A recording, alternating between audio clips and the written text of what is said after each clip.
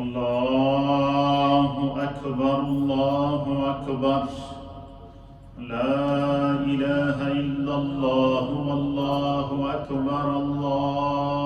اکبر وللہ الحمد اللہ اکبر لا الہ الا اللہ واللہ اکبر وللہ الحمد اللہ اکبر لا الہ الا اللہ واللہ اکبر وللہ الحمد نحمده ونستعینه ونستغفره الحمد للہ وحدہ لا شریک له ازلی ابدی لا اول له ولا آخر له اما بعد فاعوذ باللہ من الشیطان الرجیم بسم اللہ الرحمن الرحیم قل ان صلاتي ونسكي ومحياي ومماتي لله رب العالمين وقال في مقام آخر إنا أعطيناك الكوثر فصل لربك وانحر إن شانئك هو الأبتر وعن عائشة رضي الله تعالى عنها قالت قال رسول الله صلى الله تعالى عليه وآله وسلم ما عمل ابن آدم من عمل يوم النهر أحب إلى الله من إهراق الدم وإنه ليأتي يوم القيامة بقرونها وأشعارها وأزلافها وإن الدم ليقع من الله بمكان قبل أن يقع بالأرض فطيبوا بها نفسا الله أكبر لا إله إلا الله والله أكبر ولله الحمد الصلاة والسلام عليك يا سيدي يا رسول الله وعلى آلك وأصحابك يا سيدي يا حبيب الله الصلاة والسلام عليك يا سيدي يا رسول الله وعلى آلك وأصحابك يا سيدي يا رحمة للعالمين حمد و صلاة کے بعد اللہ رب العالمین کا لاکھ لاکھ شکر اور رب کریم کا بڑا ہی احسان ہے کہ جس رب کریم نے ہمیں عشرۂ ذی الحج اور حج بیت اللہ کی ساعتیں عشرۂ ذی الحج کی مسلسل 10 راتیں اور 10 دن یوم عرفہ کی برکات عید الاضحیٰ کے پر نور لمحات اور قربانی کی پر نور ساعتیں نصیب کی۔ ان بابرکت لمحات کو اپنی تمام تر رحمتوں کے ساتھ، عظمتوں کے ساتھ ہم سیلیبریٹ کر رہے ہیں، اور ایک ایک لمحہ ہمارے لیے انعام کا لمحہ ہے، بخشش کا لمحہ ہے، عطا کا لمحہ ہے، خدا کے کرم کا لمحہ ہے۔ اللہ کی رحمت اور اس کا انعام اس قدر اپنے عروج پر ہے کہ جس طرح بلا تخصیص ہر حاجی جب یوم عرفہ کو میدان عرفات میں قدم رکھتا ہے، تو جب وہ میدان عرفات میں قدم رکھتا ہے تو وہ گناہوں سے پراگندہ ہوتا ہے، اس کا ظاہر اور باطن گناہوں سے اٹا ہوا ہوتا ہے، اس کے اعمال کے اندر دانستہ گناہ بھی شامل ہوتے ہیں، نادانستہ گناہ بھی شامل ہوتے ہیں، صغیرہ گناہ بھی شامل ہوتے ہیں، کبیرہ گناہ بھی شامل ہوتے ہیں، اور وہ گناہوں سے اٹا ہوا میدان عرفات میں داخل ہوتا ہے۔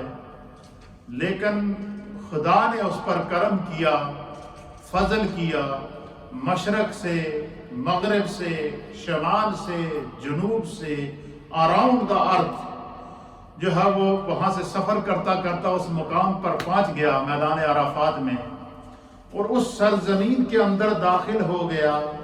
اس سرزمین کے اندر اس نے اپنا قدم رکھا، اس میدان میں اپنا قدم رکھا جہاں پر کم و بیش 1.25 لاکھ انبیاء اور مرسلین نے اپنا قدم رکھا۔ اس مقام پر بندہ پہنچ جاتا ہے، اور یہ وہ مقدس مقام ہے کہ جس پر آدم علیہ نبینا علیہ السلام سے لے کر ہمارے پیارے آقا و مولا سید العالمین خاتم النبیین محمد الرسول اللہ صلی اللہ تعالی علیہ وآلہ وسلم تک ہر نبی نے قدم رکھا، ہر نبی نے وہاں دعا کی، ہر نبی نے اس مقام پر سجدہ دیا، ہر نبی اس مقام پر اللہ کی بارگاہ میں گڑ گڑا کر دعا کرتا رہا، التجائیں کرتا رہا۔ تو اللہ تعالیٰ اس مقام کو اللہ نے اتنا بابرکت بنا دیا کہ اس سرزمین پر جب بندہ داخل ہوتا ہے تو جب گیا تھا تو گناہوں سے آلودہ تھا۔ میرے آقا فرماتے ہیں کہ انبیاء اکرام کے قدوم کی برکت سے، انبیاء اکرام کی دعاؤں کی برکت سے، انبیاء اکرام کی اس مقام کے اوپر حاضری کی برکت سے جب گیا تھا تو گناہوں سے آلودہ تھا، لیکن جب واپس لوٹا تو فرمایا رجع اس انداز سے لوٹا ہے کہ ولدتہ امہ، خدا اس کے گناہوں کو اس طرح معاف کر دیتا ہے کہ گویا کہ اس کی ماں نے اسے ابھی جنم عطا فرمایا۔ یعنی ہر شخص کے گناہ میدان عرفات میں معاف۔ اب چونکہ اللہ رحمان ہے، اللہ رحیم ہے، فرمایا کہ اس مقام پر وہی جا سکتا ہے من استطاع الیہ سبیلا، جو وہاں جانے کی طاقت رکھتا ہو، استطاعت رکھتا ہو۔ تو ممکن تھا کہ کسی کے ذہن میں یہ سوال آتا کہ دیکھو اس بندے پر کتنا کرم ہے کہ اسے مال بھی ملا، دولت بھی ملی، ثروت بھی ملی، عزت بھی ملی، عظمت بھی ملی۔ رب کریم نے اپنے اس بندے کے اوپر اتنا کرم کیا کہ یہ سب کچھ اجر بھی مل گیا اور گناہوں سے پاک ہو کر واپس لوٹ آیا۔ ممکن ہے کسی کے ذہن کے اندر یہ سوال آیا، لیکن اللہ تعالیٰ اتنا رحمان ہے کہ رب کریم نے مشرق سے لے کر مغرب تک روئے زمین کے اوپر جس کے دل کے اندر بھی رائی کے دانے کے برابر ایمان موجود ہے، اللہ تعالیٰ نے اس کی طرف جو ہے اس پر اتنا کرم کر دیا کہ عشرہ ذی الحج کے اندر فرمایا ایک ایک لمحہ تمہارے لیے بخشش کا لمحہ ہے، ایک ایک رات تمہارے لیے لیلۃ القدر کے برابر ہے۔ اور فرمایا جو اگر اس عشرے کے اندر بھی کسی وجہ سے بھی جو ہے وہ خاموشی کے ساتھ رہ گیا، اس عشرے کے اندر بھی کسی وجہ کے ساتھ جو ہے وہ کوئی بندہ اگر جو ہے وہ غفلت اس نے برت لی غفلت، تو پھر فرمایا کہ وہ عید کے دن جب اپنے گھر سے چلے گا تو ایک ایک قدم کے بدلے اس کی نیکیاں بڑھ جائیں گی، ایک ایک قدم کے بدلے اس کے گناہ معاف ہو جائیں گے۔ اب حدیث سنیے، حضور نے فرمایا حاجی جب حج کے لیے جاتا ہے تو حاجی کے ایک ایک قدم کے بدلے خدا اس کے گناہوں کو معاف کرتا ہے۔ اسی طریقے سے جب بندہ ذی الحج کے مہینے کے اندر عید کی نماز کے لیے تکبیرات تشریق پڑھتے ہوئے اپنے گھر سے عیدگاہ کی طرف آتا ہے تو فرمایا جس طرح حاجی کی ایک ایک قدم کے بدلے میں بخشش ہوتی ہے، اس طرح بلا تخصیص ہر گناہگار کی بخشش اور مغفرت ہوتی ہے۔ اور فرمایا کہ پھر جو بندے عید کے اجتماع کے اندر حاضر ہوتے ہیں تو اللہ تعالیٰ یہ عید کا دن یوم مغفرت ہے۔ خدا بندے قدوس عید والے دن جب بندے آئے تھے تو گناہوں سے آٹے ہوئے تھے، جب وہاں سے جائیں گے تو گناہوں سے اللہ تعالیٰ ان کو پاک کر دے گا، اس طرح جس طرح کہ حاجی کو بخشش مغفرت ہوتی ہے۔ پھر اسی طریقے سے فرمایا کہ جو بندہ قربانی کرتا ہے اس کے لیے بھی استطاعت شرط ہے، اور اس نے قربانی کی تو فرمایا قربانی کے جانور کا قطرہ خون زمین پر گرنے سے پہلے اللہ کی بارگاہ میں قبول ہو جاتا ہے۔ اب اس میں بھی ایک سوال ذہن میں آیا کہ جس بندے کو پیسہ ملا اس نے جانور بھی خریدا، قربانی بھی کر دی، ایک ایک بال کے بدلے نیکیاں بھی لے لی، قطرہ خون کے بدلے بخشش بھی کرا دی۔ جو قربانی نہیں کر سکتا وہ اس اجر کو کیسے پائے گا؟ اب رحمت للعالمین آقا نے فرمایا کہ جو قربانی کا گوشت کھائے گا اس کو بھی وہ اجر عطا فرمایا جائے گا، کیونکہ تاکہ اس رحمت سے کوئی محروم نہ رہے، اس کرم سے کوئی محروم نہ رہے۔ تو آج کا دن جہاں پر بخشش کا دن ہے، مغفرت کا دن ہے، وہاں پر اس دن کو یوم النحر بھی کہتے ہیں، قربانی کا دن کہتے ہیں۔ اور اس کی نبی اکرم صلی اللہ تعالیٰ علیہ وآلہ وسلم نے بڑی فضیلت بیان فرمائی۔ میرے سامنے حدیث پاک ہے، وعن زید بن ارقم رضی اللہ تعالیٰ عنہ، حضرت زید بن ارقم رضی اللہ تعالیٰ عنہ اس حدیث کے راوی ہیں۔ آپ بیان فرماتے ہیں کہ حضور علی نبینا علیہ السلام کی مجلس لگی تھی، صحابہ اکرام حضور علی نبینا علیہ السلام، صحابہ اکرام ہدایت کے ستارے میرے مصطفیٰ کے سامنے دوزانو ہو کر، دست بستہ ہو کر، با ادب ہو کر، سروں کو جھکا کر مصطفیٰ کریم کی مجلس میں بیٹھے تھے، اور حضور علی نبینا علیہ السلام قربانی کرنے والے کی اور قربانی کی فضیلت، قربانی کا اجر و ثواب بیان فرما رہے تھے، قربانی کی اہمیت بیان فرما رہے تھے۔ حضرت زید بن ارقم کہتے کہ قال اصحاب النبی صلی اللہ تعالی علیہ وآلہ وسلم، اس اجتماع صحابہ کے اندر، اجتماع صحابہ کا تھا اور منبر پر رونوں کا افروز کون تھے؟ میرے مصطفیٰ۔ اب ذرا تصور میں جا کر سوچیں وہ اجتماع کتنا پیارا ہوگا، اور وہ کتنا عظیم کہ صحابہ کے سامنے رخ بدوہا، صحابہ کے سامنے میرے مصطفیٰ کریم تشریف فرما ہے۔ تو قال اصحاب النبی، نبی اکرم صلی اللہ علیہ وسلم کی موجودگی میں آپ کی بارگاہ میں موجود جو صحابہ تھے انہوں نے عرض کیا، ما هذه الاضاحی، یا رسول اللہ یہ جو قربانیاں ہیں ان کی حقیقت کیا ہے، یہ قربانیاں کیا ہیں؟ حضور نبینا علیہ السلام نے فرمایا، قال، نبی علیہ السلام نے فرمایا، سنت ابیکم ابراہیم علیہ السلام، فرمایا یہ قربانیاں تمہارے باپ حضرت سیدنا ابراہیم خلیل اللہ علیہ السلام کی سنت ہیں۔ جب حضور نے فرمایا کہ یہ قربانیاں کیا ہیں؟ ابراہیم علیہ السلام کی سنت ہیں، تو کہتے ہیں کہ قالو یہ جمع کا صیغہ ہے، اس کا معنی ہے کہ اس مجلس مصطفیٰ میں موجود جتنے صحابہ تھے وہ بیک آواز انہوں نے نبی پاک کی بارگاہ میں ایک اور سوال کیا، اور وہ سوال کیا کیا؟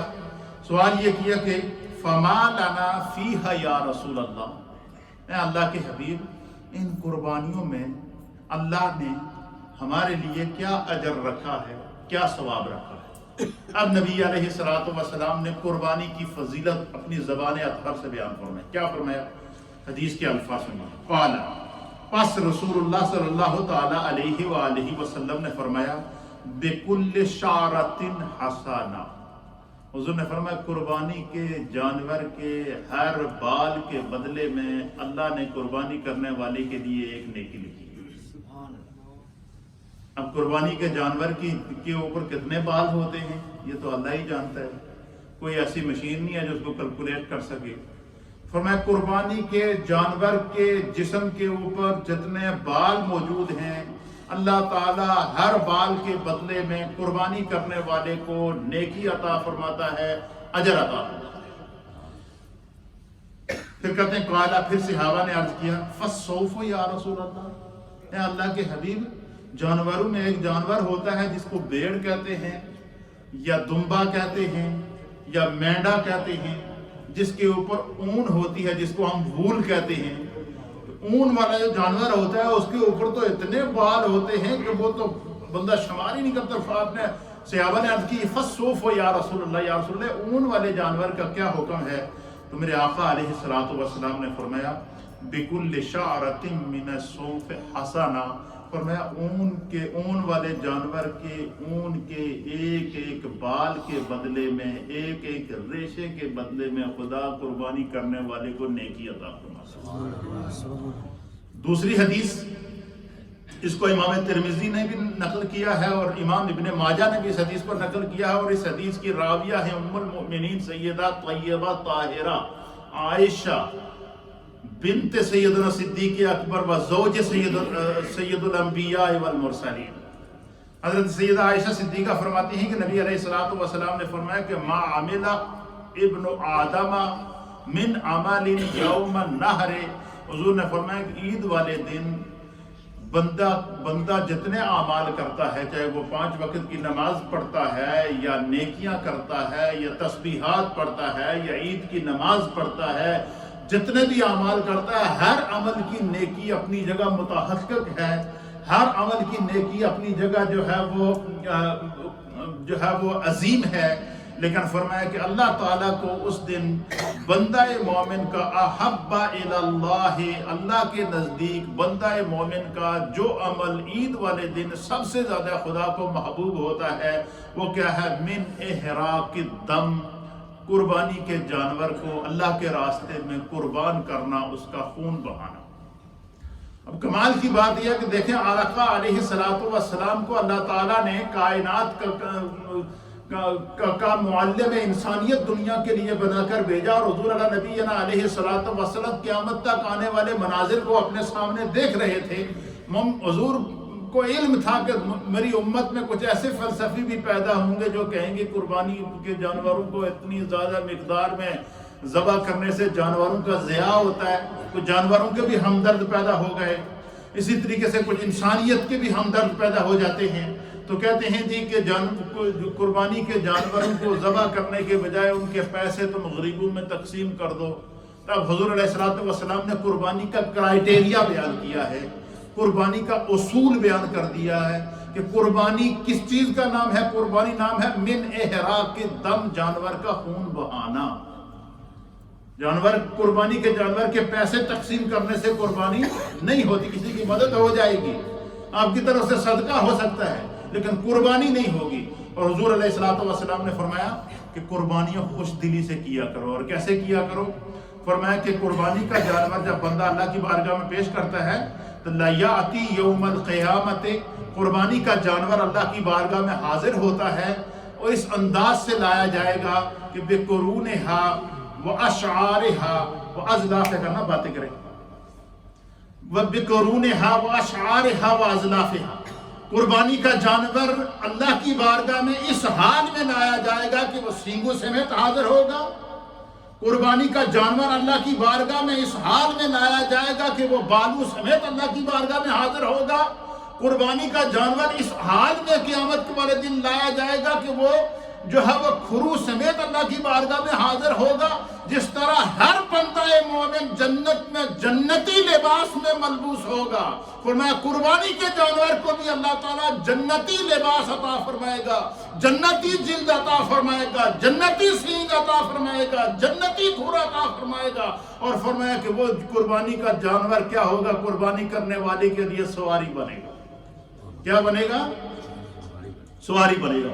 اور حضور علیہ الصلوۃ والسلام نے فرمایا کہ قربانی کے جانور کا قطرہ خون زمین پر گرنے سے پہلے اللہ کی بارگاہ میں مقبولیت کو پہنچ جاتا ہے۔ پھر نبی علیہ الصلوۃ والسلام نے پھر قربانی کی تاکید فرماتے ہوئے فرمایا فَطِيبُوا بِهَا نَفْسًا، فرمایا جدو بھی قربانی کرو تو کھل کے خوش دلی کے ساتھ گج وج کے اللہ کی بارگاہ میں قربانی کیا کرو، کہ گویا کہ میں اب قیامت کے لیے جنت کے لیے اپنی سواری خود بھیج رہا ہوں۔ اب مجھے پتہ ہے دنیا میں ہر ایک آدمی کی یہ خواہش ہوتی ہے کہ اچھی سواری ہو، اچھی گاڑی ہو، بہترین جو ہے وہ ہماری رہائش ہو۔ تو کائنات کی سب سے بڑی رہائش تو وہ ہے کہ جنت میں انسان کو محل مل جائے، جنت میں مقام مل جائے، جنت کی سواری مل جائے۔ اس لیے نبی علیہ الصلوۃ والسلام نے فرمایا کہ عظموا اضحایاکم، تیسری حدیث حضور نے کیا فرمایا کہ عظموا اضحایاکم، حضور نے فرمایا کہ اپنی قربانیوں کی تعظیم کیا کرو۔ کیا کیا کرو؟ اپنی قربانیوں کی تعظیم کیا کرو، یعنی قربانی کے جانور سے محبت کیا کرو۔ اور قربانی کے جانور کے اندر اللہ نے کوئی قدرتی ایسی کشش رکھی ہے کہ جب بندے کا قربانی کے جانور کے پاس کھڑا ہوتا ہے تو انسان اس کی طرف کشاں کھنچ کے چلا جاتا ہے، اور بندہ چاہتا ہے کہ میں اس کی خدمت کروں، اس کو سجا کے رکھوں۔ تو حضور نے فرمایا کہ عظموا اضحایاکم، اپنے جانوروں کی قربانی کے جانوروں کی تعظیم کیا کرو۔ فَإِنَّهَا عَلَى الصِّرَاطِ مَطَايَاكُمْ، اس لیے کہ یہ قربانی کا جانور قیامت کے دن تمہاری سواری بنے گا، اور وہ سواری تمہیں پل صراط سے گزارے گی۔ حضور نے پل صراط کے پل کے بارے میں فرمایا کہ وہ بال سے زیادہ باریک ہوگا، تلوار کی دھار سے زیادہ تیز ہوگا، اور اس کے نیچے جہنم ہوگا۔ پل صراط کا جو پل ہے وہ جو ہے بال سے زیادہ باریک ہے، تلوار سے زیادہ تیز ہے، اور اس کے نیچے جہنم ہے۔ فرمایا جو بندہ اس پل پہ قدم رکھے گا، اگر نیک ہوا، اس نے اپنی زندگی میں قربانیاں کی ہوئی، اس کے علاوہ اس نے زندگی میں نیکیاں کی ہوئی، حالت ایمان میں اس دنیا سے جب وہ رخصت ہوا تو فرمایا کہ وہ بال سے زیادہ باریک جو پل ہے اور تلوار سے زیادہ جو تیز پل ہے، وہ اس کے لیے ایک شارائے عام بن جائے گا، وہ اس پر بھی مچلتا ہوا گزرے گا، اور جیسے ہی اس پل کو کراس کرے گا تو سامنے جنت اس کا انتظار کر رہی ہوگی، اور جس کو جہنم میں گرنا ہوگا وہ اسی پل پر قدم رکھتے ہی جہنم کے گڑھے میں گر جائے گا۔ اس لیے حضور نے فرمایا کہ عظموا اضحایاکم، اپنی قربانیوں کی تعظیم کیا کرو۔ فإنها علی الصراط، بے شک تمہاری قربانیاں پل صراط پر مطایاکم، اللہ تمہارے لیے ان کو سواری بنائے گا۔ قربانی کے جانور کو کیا کرے گا؟ خدا تمہارے لیے کیا کرے گا؟ سواری بنائے گا۔ اور اسی لیے اللہ کے حبیب علیہ الصلوۃ والسلام نے پھر قربانی کے جانور کا جو گوشت ہے اس کے بارے میں حدیث کے اندر آتا ہے، حضور علیہ السلام نے فرمایا کہ قربانی کے جانور کا جو گوشت ہے اس کو 3 حصوں میں تقسیم کرو۔ فرمایا ایک حصہ اپنے لیے رکھو، ایک اپنے خصوصی خاص جو رشتہ دار ہیں، عزیز و اقارب ہیں، ان کے لیے رکھو، اور ایک حصہ کیا کرو اس کو غربا کے اندر، ضرورت مندوں کے اندر تقسیم کیا کرو تاکہ ہر ایک تک گوشت پہنچے۔ اچھا، ضرورت مندوں کی ضرورت کا خیال رکھنا کس قدر تھا؟ میرے سامنے حدیث پاک ہے، اور یہ حدیث ہے سنن ابو داؤد کی۔ وعن عمرہ بنت عبد الرحمن، حضرت عمرہ بنت عبد الرحمن آپ روایت کرتی ہیں، قالت، آپ کہتی ہیں، سمعت عائشہ رضی اللہ تعالیٰ عنہ، فرماتی ہیں یہ حدیث مجھے ام المؤمنین سیدہ عائشہ صدیقہ رضی اللہ تعالیٰ عنہ نے بیان فرمائی۔ اور وہ حدیث کیا سنیں گے آپ کی طبیعت خوش ہوگی۔ جب قربانی کا موقع آتا ہے تو حضور علیہ نبینا علیہ الصلوۃ والسلام اونٹوں کو ذبح کرتے، مینڈوں کو ذبح کرتے، اور بڑے خوبصورت انداز۔ اب پہلے حضور اپنی قربانی کرتے، پھر اپنی امت کی طرف سے قربانی کرتے۔ سرکار نے ساری زندگی اپنے ہاتھ سے اپنے ہر اس امتی کی طرف سے قربانی کر دی جو اپنی زندگی میں شاید استطاعت کی وجہ سے قربانی نہ کر سکتا۔ حضور نے اپنی قربانی بھی کی، اپنی امت کی قربانی بھی کی۔ امت پر لازم ہے کہ جب بھی جو بھی صاحب استطاعت انسان ہو، اسے چاہیے کہ جب وہ اپنی قربانی کرے تو اگر خدا نے اسے توفیق دی ہے تو سب سے بہترین قربانی کیا ہے کہ وہ اپنے آقا جناب سید العالمین محمد رسول اللہ صلی اللہ علیہ وسلم کے نام سے قربانی کرے، حضرت سیدنا ابراہیم علیہ نبینا علیہ الصلوۃ والسلام کے نام سے قربانی کرے، حضرت سیدنا اسماعیل علیہ نبینا علیہ الصلوۃ والسلام کے نام سے قربانی کرے۔ اچھا، ہمارے ہاں یہ بھی ایک کنسیپٹ پایا جاتا ہے جی گھر دے سربراہ قربانی کر دی تھی تو باقی سارے دی طرفوں ہو گئی، یہ نہیں ہے۔ گھر میں جو بھی شخص، چاہے وہ مرد ہو یا عورت ہو، اگر وہ صاحب نصاب ہے تو اس پر قربانی واجب ہے، اور نبی علیہ الصلوۃ والسلام نے فرمایا کہ جس پر قربانی واجب ہو اور قربانی واجب ہونے کے باوجود اگر وہ قربانی ادا نہیں کرتا تو حضور نے فرمایا کہ اسے چاہیے کہ وہ میری عیدگاہ میں نہ آئے۔ اس سے بڑی بھی کوئی تاکید ہوگی، اس سے بڑی بھی کوئی وعید ہوگی؟ حضور نے فرمایا کہ وہ عیدگاہ میں نہ آئے۔ اگر قربانی ہونے کے باوجود جو قربانی نہیں کرتا تو اسے چاہیے کہ وہ عیدگاہ میں نہ آئے۔ یہ وعید کیوں؟ یہ ناراضگی کا اظہار کیا گیا ہے کہ بندے کو خدا نے دولت بھی دی ہے، عزت بھی دی ہے، ثروت بھی دی ہے، صاحب استطاعت بھی بنایا ہے، اس کے باوجود وہ قربانی نہ کرے۔ تو اس لیے قربانی کا کم سے کم نصاب وہ ہے جو 52.5 تولے چاندی، 52.5 تولے چاندی کی مقدار، جس کے پاس رقم موجود ہو تو 52.5 تولے چاندی دی جڑی قیمت ہے وہ 350 پاؤنڈ بنتی ہے۔ کتنی؟ 350 پاؤنڈ اگر کسی کے پاس موجود ہیں تو اس پر قربانی واجب ہو جاتی ہے۔ اس لیے ہمارے ہاں اس چیز کی طرف تاکید ہی نہیں کی جاتی۔ پھر یہ کیا جاتا کہ گھر کے سربراہ نے دے دی تو سب کی طرف سے قربانی ہو گئی، ایسا نہیں ہے۔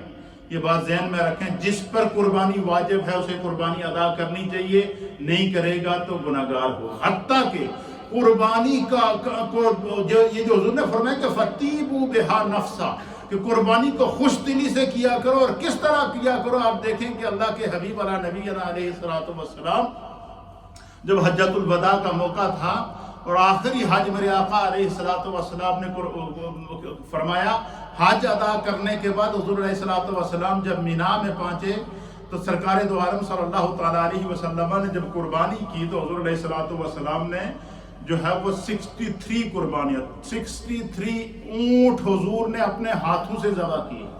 کتنے؟ 63 اونٹوں کو حضور نے حجۃ الوداع کے موقع پر اپنے ہاتھوں سے نہر کیا، اور کوئی اونٹ کسی اونٹ کو باندھا ہوا نہیں تھا، کسی اونٹ کو جوڑ نہیں ڈالا ہوا تھا، کسی اونٹ کو پکڑ کر جو وہ صحابہ اکرام ان کو گرا نہیں رہے تھے، بلکہ وہ 63 اونٹ 5-5 کی ٹولیوں میں لائن میں لگے ہوئے تھے، اور سرکار ان کو اشارہ کرتے تو وہ اونٹ مچلتے ہوئے حضور کے قدموں میں آتے اور سرکار کے قدموں کا بوسہ لیتے اور سرکار کے سامنے اپنی گردن پیش کر دیتے۔ حضور ان کے سینے میں نیزہ لگاتے، گردن پر چھری چلاتے اور ان کو اپنے ہاتھوں سے قربان کر۔ وہ 5 جب قربان ہو جائے تو پھر دوسرے 5 کو سرکار اشارہ کرے، حتیٰ کہ یہاں تک کہ سرکار دو عالم صلی اللہ علیہ وسلم نے 63 اونٹ قربان کیے۔ علماء اور محدثین نے لکھا کہ 63 اونٹ حضور نے کیوں قربان کیے؟ فرمایا کہ حضور نے حجۃ الوداع کے موقع پر یہ بتا دیا تھا کہ یہ میرا آخری حج ہے۔ حضور علیہ السلام نے 63 اونٹ قربان کر کے اپنی 63 سالہ زندگی میں ہر سال کے لیے قربانی اپنے ہاتھوں سے عطا فرمائی۔ پھر یہ مولا کائنات حضرت علی المرتضیٰ کرم اللہ وجہہ الکریم کہتے ہیں کہ مدینہ طیبہ میں جب سے قربانی واجب ہوئی ہے اس وقت سے لے کر سرکار اپنے وصال تک ہر سال 2 قربانیاں تو لازماً کیا کرتے تھے، اور ایک اپنی طرف سے کرتے تھے اور ایک اپنی امت کی طرف سے کیا کرتے تھے۔ سبحان اللہ۔ تو ام المؤمنین سیدہ عائشہ صدیقہ فرماتی ہیں کہ جب حضور مدینہ شریف میں قربانیاں کرتے نا تو صحابہ بھی اپنی قربانیاں لے کر آ جاتے کہ ہم سرکار کے سامنے اپنی قربانیاں کریں گے، تو ایک عجیب منظر ہوتا، اجتماعی قربانی ہوتی۔ تو اب مدینے کے دور دراز جو دیہات تھے نا ان تک خبر پہنچی، غربا تک کہ مدینہ طیبہ میں سرکار اپنے جو ہے وہ کیا کرتے ہیں، حضور اللہ نبینا علیہ السلام اجتماعی قربانی کرتے ہیں، اور بڑا وہاں گوشت ہوتا ہے۔ تو وہاں ایک مدینے سے دور ایک دیہات تھا، ایک گاؤں تھا، تو اس گاؤں کے کچھ لوگوں نے پروگرام بنایا کہ یہ عید ہم جا کر مدینہ طیبہ میں حضور اللہ نبینا علیہ السلام کے ساتھ کرتے ہیں، عید بھی کریں گے، قربانیوں کا منظر بھی دیکھیں گے، اور وہاں سے سرکار سے گوشت لے کر آئیں گے۔ ضرورت مند لوگ تھے، وہ وہاں پہنچے۔ اب حدیث سنیے، ام المؤمنین سیدہ عائشہ صدیقہ کہتی ہیں کہ دف ناس من اہل البادیۃ حضرت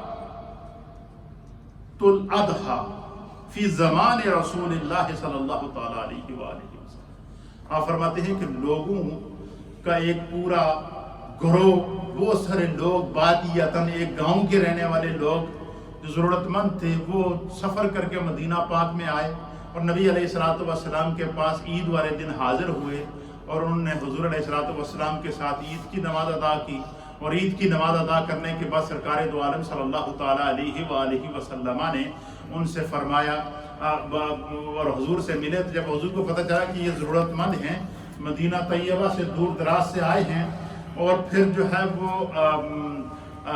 انہوں نے جو ہے وہ ان کو گوشت کی ضرورت ہے۔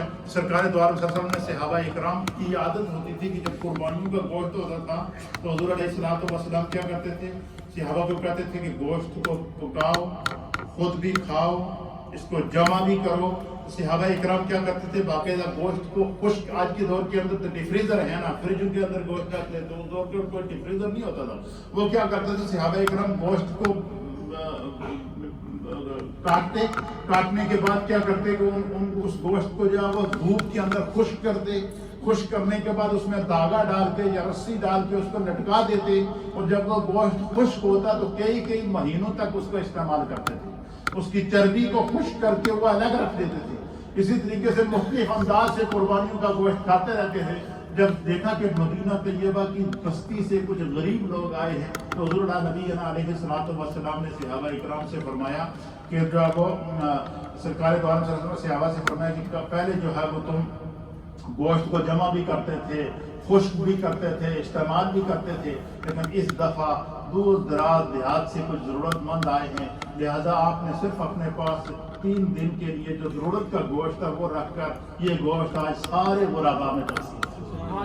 مدینے کے وہ غربا، وہ دور دراز بستی سے آئے ہوئے لوگ، انہوں نے عید بھی سرکار کے پیچھے پڑی، سرکار دو عالم صلی اللہ تعالیٰ علیہ وسلم کا دیدار بھی کیا، اور حضور نبی علیہ السلام کے پیچھے نماز ادا کرنے کے بعد پھر وہ گوشت اٹھا کر لے کر گئے۔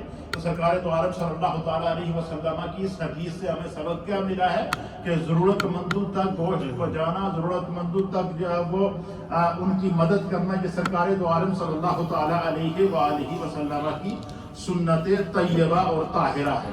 پھر اسی طریقے سے حدیث پاک کے اندر آتا ہے کہ سرکار دو عالم صلی اللہ تعالیٰ علیہ وآلہ وسلم نے قربانی کے جو ہے وہ جانوروں کے بارے میں فرمایا کہ قربانی کے جانور کو ذبح کرنے سے پہلے اس کو پانی پلاؤ، قربانی کے جانور کو ذبح کرنے سے پہلے چھری کو تیز کرو، قربانی کے جانور کو ذبح کرنے سے پہلے فرمایا کہ کیا کرو، جو ہے وہ اس جانور کو جو ہے وہ اچھے طریقے سے سجا کے رکھو۔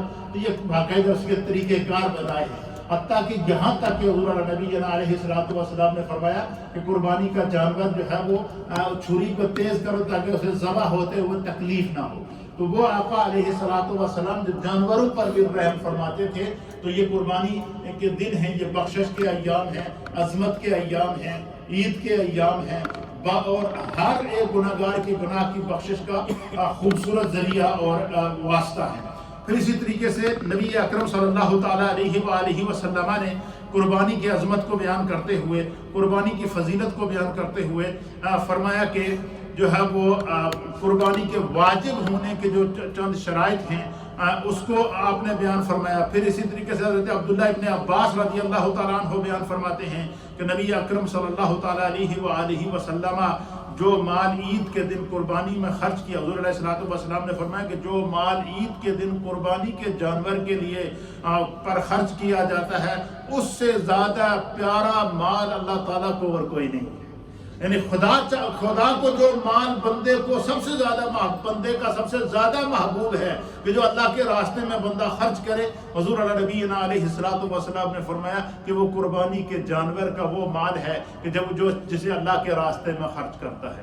پھر قربانی کے جانور کا سرکار دو عالم صلی اللہ تعالیٰ علیہ وسلم جو ہے وہ قربانی جب کرنے کے بعد سب سے پہلے قربانی کے جانور کی کلیجی، یہ حضور نبی علیہ السلام امہات المؤمنین کو بھیجتے اور ان کو کہتے کہ اس کو بھون کر لاؤ، اور اس قربانی کے جانور کی سب سے پہلے کلیجی بھون کر حضور کھاتے، صحابہ کو کھلاتے، گھر والوں کو کھلاتے، اور قربانی کے جانور کی کلیجی کو بھون کر کھانا یہ سرکار دو عالم صلی اللہ علیہ وسلم کی سنت ہے۔ اور حضور نبی علیہ السلام قربانی کے جانور کی کلیجی کی فضیلت کو بیان کرتے ہوئے حضور نے فرمایا کہ قیامت کے دن میرے امتیوں کو جنت میں جو سب سے پہلی ضیافت ہوگی، حضور نے فرمایا کہ وہ اسے بیل کی کلیجی پیش کی جائے گی۔ یہ جنتی غذا ہے یہ کلیجی۔ اسی طریقے سے اللہ کے حبیب علیہ السلام نے جو ہے وہ غربا ضرورت مندوں کے اندر گوشت پہنچانے. ہمارے ہاں یہ کنسپٹ پایا جاتا ہے کہ ابھی میں دیکھ رہا تھا سوشل میڈیا کے اوپر، آج کل سوشل میڈیا کا دور ہے، ہر چیز کا پتہ چل جاتا ہے. بندے منڈی میں جانور خریدنے کے لیے گئے، جانور بعد میں خریدا، ڈیفریزر پہلے خریدا اور اسی ٹرک میں رکھ کے لائے. کیا کرنا ہے جی؟ گوشت پورے سال کے لیے سٹور کرنا ہے. تو گوشت ضرور قربانی کا رکھیں، اپنی ضرورت کے مطابق رکھیں، لیکن غریبوں کا حق مار کے گوشت کو نہ رکھا جائے، زیادہ سے زیادہ ضرورت مند تک پہنچایا جائے. اسی طریقے سے جن پر قربانی واجب نہیں ہے تو وہ اگر قربانی نہیں کریں گے تو جب اللہ کی طرف سے آزمائشیں آتی ہیں تو آپ یہ دیکھیں 2 سال سے پوری امت مسلمہ اجتماعی طور پر حج کی سعادت سے محروم ہو رہی ہے. یہ ہے یا نہیں ہے؟ حرم اس سے بڑی ہمارے لیے کوئی آزمائش ہوگی؟ ذرا تصور میں جا کر سوچیں کہ جس امت کے لیے حرم کے دروازے بند ہو جائیں، جس امت کے لیے حج جیسا فریضہ، اب جس کے پر حج فرض ہے، اس کے پاس مال بھی موجود ہے، دولت بھی موجود ہے، سب کچھ موجود ہے، اس کے باوجود اگر بندہ حج نہ کر سکے، اس سے بڑی بھی کوئی بدقسمتی ہوگی. اس لیے ناشکری نہیں کرنی چاہیے. اللہ تعالیٰ ڈھیل دیتا رہتا ہے، ڈھیل دیتا رہتا ہے، ڈھیل دیتا رہتا ہے. بندہ سمجھتا ہے کہ شاید میں بچ گیا ہوں، لیکن پھر ایک موقع پر اللہ فرماتا ہے کہ ان بطش ربک لشدید. یاد رکھو اگر وہ تمہیں ڈھیل دیتا ہے تو اس کی پکڑ بھی بڑی سخت ہے. اور جب بندہ گرفت کے اندر آ جاتا ہے، 2 سال ہو گئے امت حج سے محروم ہے، 2 سال ہو گئے امت کے، یہ رونے کا مقام ہے، دل خون کے آنسو ہوتا ہے کہ 2 سال سے امت کے لیے حرم کے دروازے بند، 2 سال سے امت کے لیے جو ہے وہ ہر طرح کی جو ہے وہ آزمائش آئی ہوئی ہے. تو اس لیے جو ہے وہ اللہ کے حبیب علیہ السلام نے جو ہے وہ فرمایا کہ جب بھی تمہیں اللہ کی طرف سے کوئی کیا ہو، نیکی ملے، کوئی انعام ملے تو اس کے اوپر خدا کا شکر ادا کیا کرو. اللہ فرماتا ہے کہ لَإِن شَكَرْتُمْ لَأَزِيدَنَّكُمْ. جو بندہ اللہ تعالیٰ کے انعام پر اس کا شکر ادا کرتا ہے، اللہ کی بارگاہ میں عاجزی کا اظہار کرتا ہے، لَأَزِيدَنَّكُمْ، تو رب اتنا مہربان ہے کہ وہ اضافہ کرتا ہے، نعمتوں میں اضافہ کرتا ہے، نیکیوں میں اضافہ کرتا ہے، کرم میں اضافہ کرتا ہے، فضل میں اضافہ کرتا ہے. تو اس لیے اور اس لیے حضور نے فرمایا کہ فَطِيبُوا بِهَا نَفْسًا، قربانی کو جو ہے وہ خوش دلی کے ساتھ کیا کرو.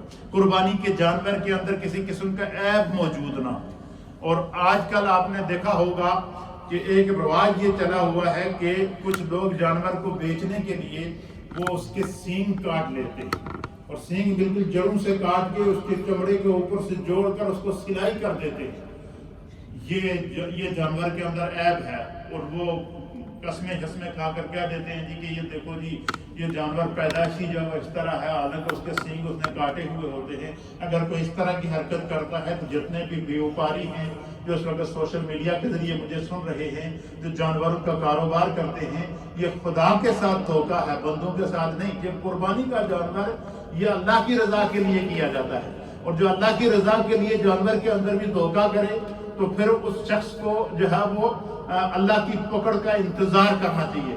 پھر اس طریقے سے فرمایا کسی جانور کا سینگ ٹوٹا ہوا ہو، یا کسی جانور کا ایسا عیب یا کانا ہو، یا کسی جانور کا ایسا عیب جو بالکل ظاہر نظر آ رہا ہو، لنگڑا ہو گیا ہو، تو فرمایا کہ ایسے جانور کی قربانی جائز نہیں. کیوں کہ قربانی کے لیے جب جانور کرو تو جس طرح بندے کی نیت خالص ہونی چاہیے، اسی طریقے سے بندہ مومن کا کیا ہونا چاہیے، عمل کے اندر بھی اخلاص ہونا چاہیے.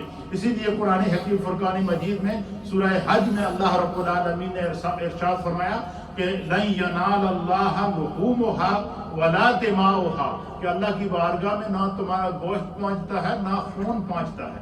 یعنی اللہ تعالیٰ گوشت کھانے سے پاک ہے، وہ خون بہانے سے پاک ہے. وَلَكِنْ يَنَالُهُ التَّقْوَى مِنْكُمْ، فرمایا کہ اللہ تعالیٰ تو قربانی کرنے والے کے اخلاص کو دیکھتا ہے، قربانی کرنے والے کے تقوی کو دیکھتا ہے، قربانی کرنے والے کی نیت کو دیکھتا ہے. اس لیے فرمایا کہ جب بھی قربانی کی جائے اچھی نیت کے ساتھ کی جائے، اچھے اخلاص کے ساتھ کی جائے، پوری محبت کے ساتھ کی جائے. فَطِيبُوا بِهَا نَفْسًا، خوش دلی کے ساتھ قربانی کی جائے، اور قربانی کے جانور کو جو ہے وہ اس کی خدمت کی جائے، اس کو سجا کے اللہ کی بارگاہ کے اندر جو ہے وہ پیش کیا جائے. پھر اسی طریقے سے حدیث پاک کے اندر آتا ہے، حضرت سیدہ ام المومنین عائشہ صدیقہ رضی اللہ تعالیٰ عنہ بیان کرتی ہیں کہ سرکار دو عالم صلی اللہ تعالیٰ علیہ وآلہ وسلم نے اپنی ایک قربانی اپنی طرف سے کی اور ایک قربانی سیدہ کائنات جناب سیدہ طیبہ طاہرہ فاطمہ بنت رسول اللہ صلی اللہ تعالیٰ علیہ وآلہ وسلم کی قربانی تھی. تو حضور نبی علیہ السلام نے سیدہ کائنات کو بلایا اور آپ نے فرمایا کہ اپنی قربانی کے پاس کھڑے ہو جاؤ. فرمایا یہ قربانی کا جانور یہ اللہ کی بارگاہ میں قربانی کرنے والے کے لیے گواہی دے گا, قربانی کرنے والے کے لیے سفارش کرے گا. یہ کس نے فرمایا؟ حضور نے فرمایا کہ قربانی کا جانور اللہ کی بارگاہ میں جنتی سواری بھی بنے گا, قربانی کا جانور اللہ کی بارگاہ میں اس قربانی کرنے والے کے حق میں شفاعت کرے گا. اب مجھے بتائیں کہ عجیب قسم کے ہمارے لوگوں کے دماغ ہیں, جانور کی شفاعت کے قائل ہے, نبی کی شفاعت کے قائل نہیں. اس سے بھی بڑی کوئی دماغ کے اوپر کوئی تالا لگا ہوا ہوگا, اس سے بھی بڑا کسی کا کوئی بند دماغ ہوگا کہ نبی کی شفاعت کی بات آئے تو منہ پر جو ہے وہ عجیب و غریب قسم کے رنگ آنا شروع ہو جائے. تو نبی کی شفاعت کے اوپر تو پریشانی, اور وہ بندہ جو نبی کی شفاعت کا منکر ہے وہ قربانی کی شفاعت کا قائل ہے, وہ اس کا قائل ہے. اور یہ پتہ نہیں کہ قربانی کے جانور کی یہ فضیلت کس نے بیان فرمائی ہے. اس لیے قربانی کرتے وقت اپنا عقیدہ کا صحیح رکھنا یہ بھی ضروری ہے, نبی پاک سے سچی محبت کا ہونا ضروری ہے. اور حضور نبی علیہ السلام کا ظرف اپنی امت کے لیے کیا تھا؟ سرکار نے ساری زندگی اپنی طرف سے بھی قربانی کی, اپنی امت کی طرف سے بھی قربانی کی. اور حتیٰ کہ حضرت مولا کائنات سیدنا علی المرتضیٰ کرم اللہ وجہہ الکریم کہتے ہیں کہ حضور علیہ السلام نے وصال کے وقت سرکار دو عالم صلی اللہ علیہ وسلم نے مجھے نصیحت فرمائی. کیا فرمائی؟ مولا کائنات کو نصیحت فرمائی کہ علی, جس طرح میں اپنی طرف سے اور اپنی امت کی طرف سے قربانی کرتا ہوں, تم میری اس سنت کو جاری رکھنا. اور مولا کائنات کے احوال کے اندر, آپ کی سیرت کے اندر یہ بات لکھی ہوئی ہے کہ مولا کائنات جب تک زندہ رہے مولا کائنات 3 قربانیاں تو لازماً کرتے تھے. آپ ایک قربانی اپنی طرف سے کرتے تھے حضرت علی المرتضیٰ, ایک قربانی سرکار دو عالم صلی اللہ تعالیٰ علیہ وسلم کی طرف سے کرتے تھے, اور ایک قربانی نبی پاک کی امت کی طرف سے کیا کرتے تھے. آپ فرماتے تھے کہ سرکار نے ساری زندگی اس عمل کو جاری رکھا, جب تک میری زندگی ہے میں سرکار کی سنت کو جاری رکھوں گا. اس لیے فرمایا کہ جس کو خداوند قدوس استطاعت عطا فرمائے تو اپنی قربانی کے ساتھ. اچھا, یہ بھی ہوتا ہے کہ بعض لوگ محبت میں آ کر کہتے ہیں کہ میں نے قربانی حضور کی طرف سے ادا کر دی. حضور اللہ نے جس پر قربانی واجب ہے سب سے پہلے اسے اپنی طرف سے قربانی ادا کرنا ضروری ہے. اگر بندہ یہ کہے کہ میں نے سرکار دو عالم صلی اللہ علیہ وسلم کی طرف سے یا انبیاء اکرام کی طرف سے یا اولیاء کاملین کی طرف سے کسی کی طرف سے قربانی ادا کر دی تو میری قربانی ادا ہوگی, ایسا نہیں ہے. جس پر قربانی واجب ہے وہ پہلے اپنی قربانی ادا کرے. اگر اللہ نے استطاعت دی ہے تو پھر نبی پاک کی طرف سے, نبی کی امت کی طرف سے, اپنے مرحومین کی طرف سے, اور پھر پاکان امت کی طرف سے, اولیاء کاملین کی طرف سے قربانی ادا کرے. اس سے بڑی اچھی نسبت اور کوئی, اور اس سے بڑا تحفہ اور کوئی نہیں ہے. اس سے بڑی عظمت والی بات اور کوئی نہیں ہے. پھر اسی طریقے سے یہ بات بھی ذہن میں رکھیں کہ گھر کا ایک فرد جو قربانی کرتا ہے وہ اس کی طرف سے قربانی ہے. اگر گھر کے کسی مرد کے اوپر یا کسی عورت کے اوپر یا کسی بچے کے اوپر یا کسی بچی کے اوپر جو صاحب نصاب ہے اس پر قربانی واجب ہے, اس نے قربانی ادا نہیں کی تو وہ یہ گناہ ہے. اگر اسے علم نہیں ہے تو آج اس اجتماع کے اندر اگر کسی کو اس بات کا علم نہیں ہے تو یہ بات آج آپ نوٹ کر لیں. بعد میں یہ نہیں ہونا چاہیے کہ مجھے اس بات کا علم نہیں تھا. جس پر قربانی واجب ہے وہ قربانی اپنی طرف سے ضرور ادا کرے. یہ بخشش کا ذریعہ ہے, یہ بخشش کے بہانے ہیں. اصل میں یہ بخشش کے بہانے ہیں. اللہ چاہتا ہے کہ میرے نبی کا کوئی امتی بخشش سے محروم نہ ہو جائے. لیکن قربانی کے جانور کے بالوں کے بدلے میں نیکیاں, قربانی کے جانور کا خون کا قطرہ زمین پر گرنے سے پہلے اللہ کی بارگاہ میں مقبول ہو رہا ہے. قربانی کا جانور فرمایا کہ انہو لیاتی یوم القیامت بقرونہا واشعارہا واضلافہا. فرمایا وہ جانور تو کھرو سمیت حاضر ہوگا, سینگو سمیت حاضر ہوگا, بالوں سمیت حاضر ہوگا. اور اسی لیے نبی علیہ السلام نے فرمایا کہ جب بچی یا بچہ تمہارے گھر میں پیدا ہو اللہ تعالیٰ جب تمہیں اولاد عطا فرمائے، فرمائے بچی کی طرف سے ایک بکرا قربانی کرو اور بچے کی جانب سے 2 بکرے قربانی کرو. پھر نبی علیہ الصلوۃ والسلام نے وہ قربانی سے مراد عقیقہ کرو. پھر حضور نبی علیہ الصلوۃ والسلام نے بچے کے عقیقے کی دعا ارشاد فرمائی. اور حضور نے فرمایا کہ جب بچی کی طرف سے یا بچی کی طرف سے عقیقہ کرو تو کیا دعا کرو؟ دعا کیا کرو کہ یہ جو جانور میں اللہ کی بارگاہ میں پیش کر رہا ہوں، اے اللہ اس جانور کو اپنی بارگاہ میں قبول فرما. اس جانور کے خون کے بدلے میرے اس بچے اور بچی کے خون کی حفاظت فرما. اس جانور کی ہڈیوں کے بدلے میرے اس بچے اور بچی کی ہڈیوں کی حفاظت فرما. اس جانور کی جلد کے بدلے میرے اس بچے اور بچی کی جلد کی حفاظت فرما. اس جانور کے بالوں کے بدلے میرے اس بچے اور بچی کے بالوں کی حفاظت فرما. اس جانور کی ہڈیوں کے بدلے میرے اس بچے اور بچی کی فرمایا کہ جب اپنے بچی اور جب تمہارے یہاں بچی اور بچہ پیدا ہو تو 7ویں دن اس کی طرف سے عقیقہ کرو. وہ عقیقہ کرنے کا جہاں اور اس کو اجر و ثواب ملے گا، فرمایا اس جانور کے ایک عضو کے بدلے میں اللہ تعالیٰ اس بچی اور بچے کے جسم کی حفاظت فرمائے گا. اب مجھے فرمایا کہ عقیقے کی اگر یہ فضیلت ہے تو قربانی تو عقیقے سے کئی گنا زیادہ فضیلت رکھتی ہے. قربانی کے تو گویا کہ اس حدیث سے جہاں اور سبق ملا ہے، وہاں یہ ایک سبق ہمیں ضرور ملا کہ جو بندہ اللہ کے راستے میں اپنے جانور کو قربان کرتا ہے، قربانی کے جانور کے خون کے بدلے اس کے خون کی اللہ حفاظت کرتا ہے. قربانی کے جانور کی ہڈیوں کے بدلے اللہ قربانی کرنے والے کی ہڈیوں کی حفاظت کرتا ہے. قربانی کے جانور کی جلد کے بدلے اللہ تعالیٰ قربانی کرنے والے کی جلد کی حفاظت کرتا ہے. قربانی کے جانور کے بالوں کے بدلے میں اللہ تعالیٰ قربانی کرنے والے کے بالوں کی حفاظت کرتا ہے. قربانی کے جانور کے اعضاء جسمانی کے بدلے خداوند قدوس قربانی کرنے والے کے جسم کو محفوظ فرما دیتا ہے، اس کی حفاظت کرتا ہے. اور پھر صرف یہی نہیں بلکہ فرمایا کہ ہر جانور کے بال کے بدلے میں نیکیاں بھی عطا فرماتا ہے، بخشش کا ذریعہ بھی بنتا ہے. یہ خدا کے کرم کے دن ہیں، اللہ کے انعام کے دن ہیں. اور بالخصوص آج ان دنوں کے اندر جو ہے وہ کیا ہوگا کہ دیکھیں اس دفعہ ہم حج کے لیے نہیں جا سکے. لاکھوں لوگ 35 لاکھ لوگ حج کیا کرتے تھے اور اس دفعہ صرف 60,000 وہیں کے مقامی لوگوں نے حج کیا ہے. اس سے بڑی کوئی آزمائش ہوگی. اس لیے کہ جب بھی قربانی کریں یہ دعا کریں کہ اللہ نے دعا کا طریقہ بھی بتایا کہ جب اللہ کی بارگاہ میں دعا کرو تو کیا کیا کرو. اللہ کی بارگاہ میں یہ دعا کیا کرو کہ ربنا ولا تحمل علينا اسرا كما حملته على الذين من قبلنا ربنا ولا تحملنا ما لا طاقة لنا به. کہ اللہ مجھ پر کوئی ایسا بوجھ نہ ڈالنا جس کو اٹھانے کی مجھ میں طاقت اور استطاعت نہ ہو. خداوند قدوس ہمیں قربانی کی روح کو سمجھنے کی توفیق عطا فرمائے. یہ بابرکت ایام کے اندر ہماری بخشش اور مغفرت فرمائے. وآخر دعوانا ان الحمد للہ رب العالمین.